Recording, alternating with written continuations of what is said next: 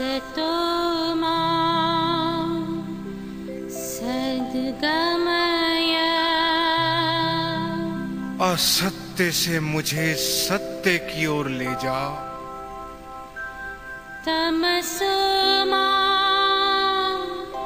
ज्योतिर्गमय। अंधकार से मुझे प्रकाश की ओर ले जा। मृत्योर्मा अमृतं गमय। मृत्यु से मुझे अमरता की ओर ले जा।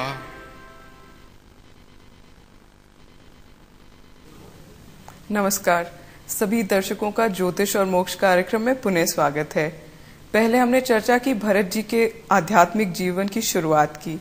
आज हम उनसे जानना चाहेंगे कि आध्यात्मिक उन्नति के लिए सद्गुरु की आवश्यकता क्यों है।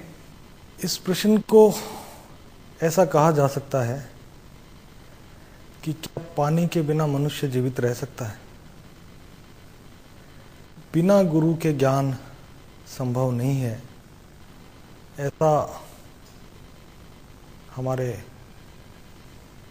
आध्यात्मिक ग्रंथों का कहना है। बिना मार्गदर्शक के आप कहीं पहुंच नहीं सकते। आध्यात्मिक मार्ग के लिए निश्चित तौर पर मार्गदर्शक की आवश्यकता है, जिसे आप गुरु, सद्गुरु कह सकते हैं।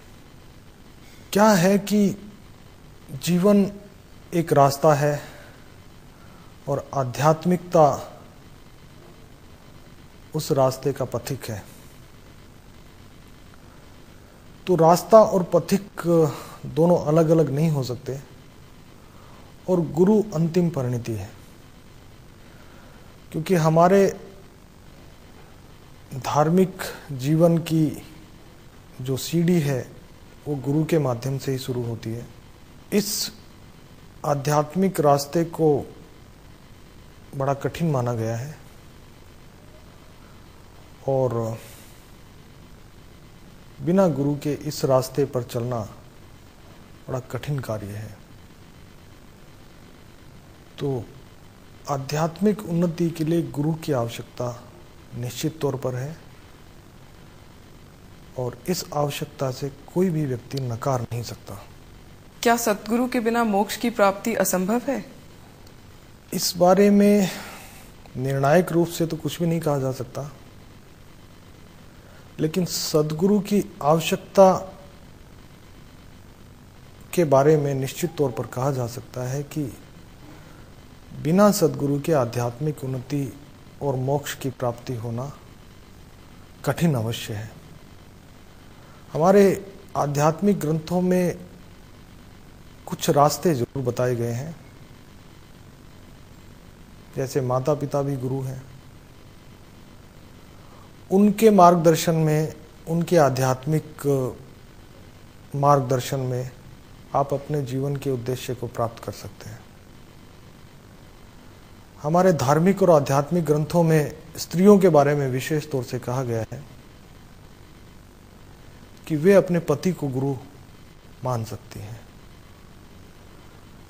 अपने पति के मार्गदर्शन में मुक्ति प्राप्त करने के अनेकों उदाहरण हमारे साहित्य में, धार्मिक साहित्य में उपलब्ध हैं।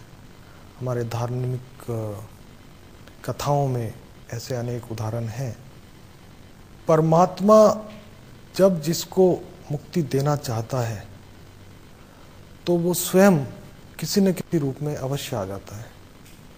वो सद्गुरु भी हो सकते हैं, वो कोई निकट संबंधी भी हो सकता है, वो कोई भी हो सकता है। इस सृष्टि के कण कण में उस परम पिता परमेश्वर का प्रभाव है। वो सर्वव्यापक है, वो स्वयं ही गुरु है।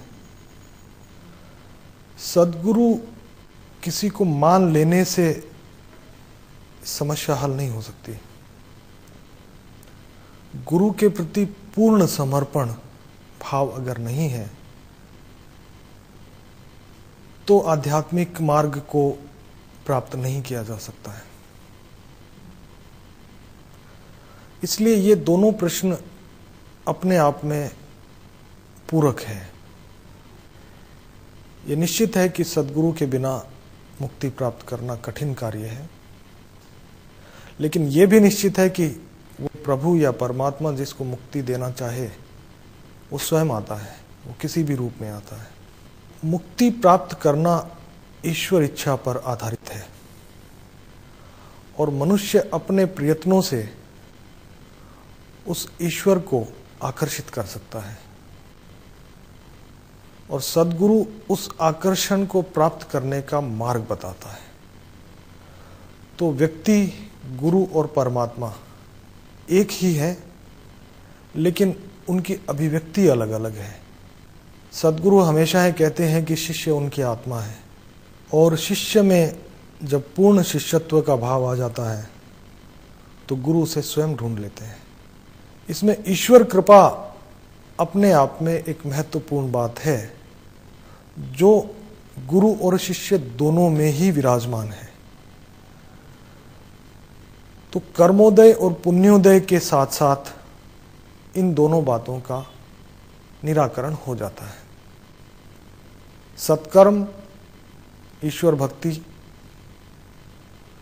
और मन की सरलता के माध्यम से सद्गुरु स्वयं उसके जीवन में आ सकते हैं और उसे मुक्ति प्रदान कर सकते हैं। ये एक अकाट्य सत्य है। सद्गुरु को कैसे पहचाना जाए? जैसे कोई कहे कि ईश्वर को पहचानने का माध्यम क्या है, क्योंकि सद्गुरु और ईश्वर एक ही है।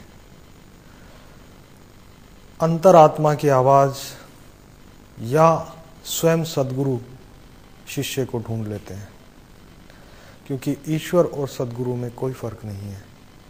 दोनों एक ही हैं और दोनों ही कल्याण करने के लिए इस धरती पर आते हैं और मोक्ष प्राप्त कराने के लिए इस धरती पर आते हैं। धन्यवाद। आज भरत जी ने चर्चा की मोक्ष की प्राप्ति में सद्गुरु की आवश्यकता की। कल आपसे फिर भेंट होगी। नमस्कार।